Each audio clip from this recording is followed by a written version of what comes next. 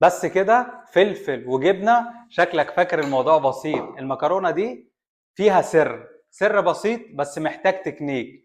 لو ما ظبطتهاش المكرونه كلها تبوظ معاك. النهارده هنحضر كاتشو بيبي على الطريقه الاصليه ومن غير ما الجبنه تقلب موتزاريلا. انا ايساك وده مطبخ لافوركيتا.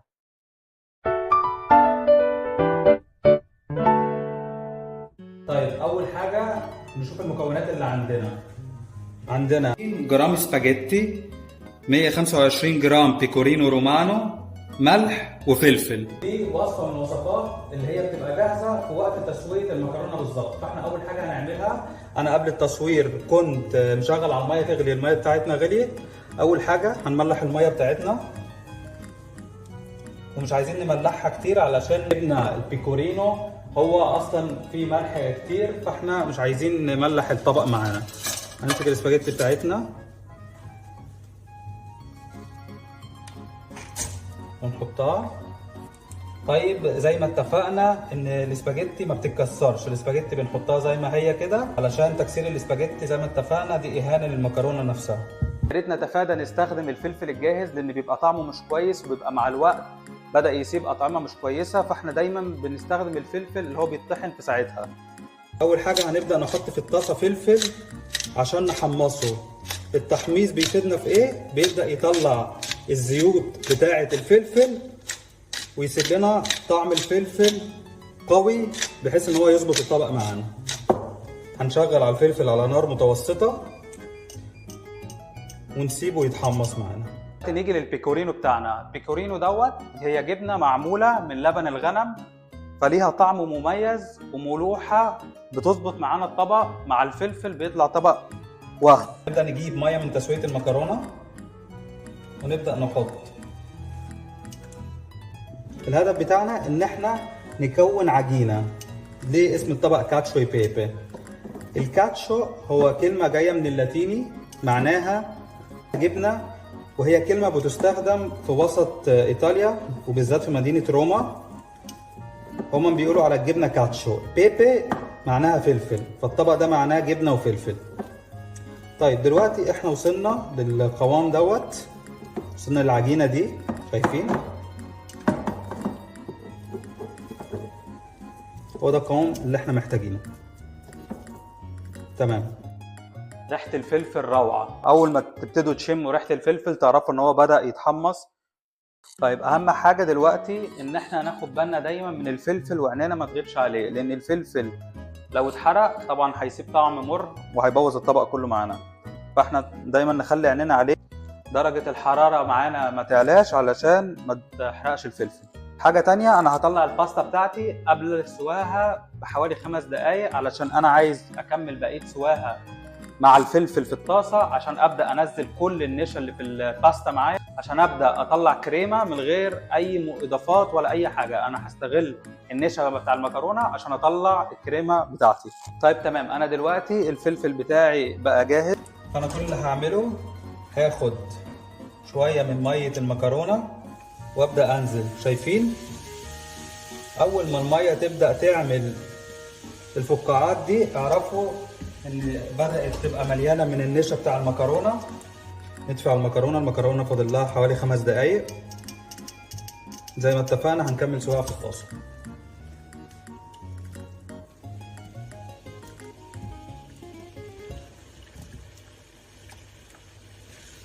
طيب تمام. اتعودوا دايما ما ترموش ميه المكرونه عشان ميه المكرونه دي بتبقى دايما مليانه نشا، وخاصة في المكرونه الايطاليه بنستخدمها عشان نكون الصوص.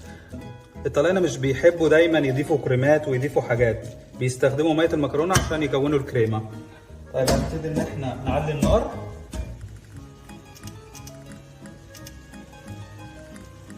ونبدا نحط ميه مكرونه عشان نكمل سواها، وهنبدأ نعمل الحركة دي. الحركة دي مهمة جدا، مش عشان فرهدة ولا حاجة، بس احنا كده بنساعد المكرونة ان هي تنزل النشا بتاعها كلها. وهوريكم بعد ما تنزل النشا الكريمة اللي هتبقى عندي من غير ما احط اي حاجة. شايفين؟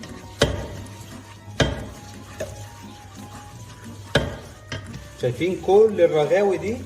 معناها ان كنتوا شغالين 100 ان كده النشا بتاع المكرونه كله بدأ ينزل. نقطه مهمه، احنا محتاجين نسيب شويه ميه في الطاسه معانا، علشان خاطر هنحط الجبنه، والجبنه مع الميه اللي فيها النشا هتبدا تعمل الكريمه اللي احنا محتاجينها. فلازم نسيب شويه ميه، نحاول ما نافورش في الميه، عشان لو الميه قليله احنا لسه عندنا وقت ان احنا نحط ميه تاني، لكن لو الميه كترت الطبق هيبوظ مننا. طيب تمام، وصلنا للنقطه دي. هنقفل البوتاجاز بتاعنا، نطفي النار اهم حاجه، ونبدا نعمل كده. او لو مش هتقدروا تعملوا كده هتبتدوا تعملوا كده بعيد عن النار. ليه؟ عشان انا عايز درجه حراره الطاسه تنزل معايا، علشان هو ده السر اللي كنت بقول لكم عليه اول الفيديو، ان احنا لو حطينا الجبنه والمكرونه لسه سخنه او حطيناها والطاسه لسه على النار، اللي هيحصل هتلاقوا الجبنه بدات تكلكع وهتلاقيها قلبت موتزاريلا، وطبعا لا هيبقى فيه كريمه، هيبقى عندنا شويه ميه وشويه كلاكيع جبنه. فاحنا هنبتدي نسيب الطاسه 10 ثواني نحرك فيها كده، ننزل درجه الحراره. اول ما تقدروا تحطوا ايديكم تحت الطاسه كده اعرفوا ان كنتوا تحت حوالي 70 درجه، فانتوا كده في الامان. هنبدا ننزل عجينه الجبنه اللي احنا حضرناها الاول، ونبدا نعمل كده. اتفرجوا بقى على السحر اللي هيحصل. شايفين؟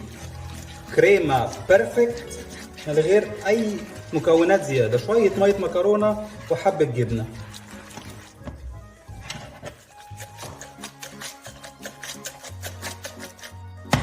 تمام، اول ما توصلوا للنتيجه دي يبقى المكرونه بتاعتكم بقت جاهزه، ويلا نحضر الطبق بتاعنا.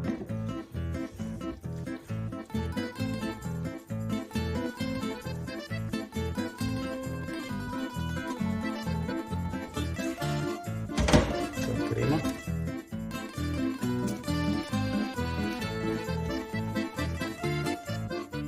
نزين الطبق بتاعنا بشويه بيكورينو رومانو،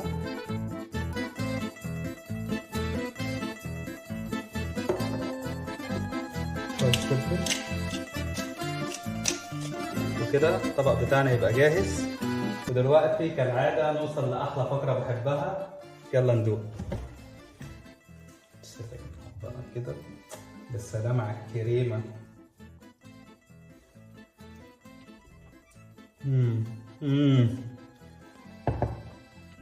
رهيبه، بيرفكتا. لازم تجربوها، عرفونا رايكم في الكومنتات تحت. لو عجبكم الفيديو دوس لايك، ما تنساش الاشتراك في القناه، واستنوني في وصفه جديده مع لا فوركيتا. تشاو.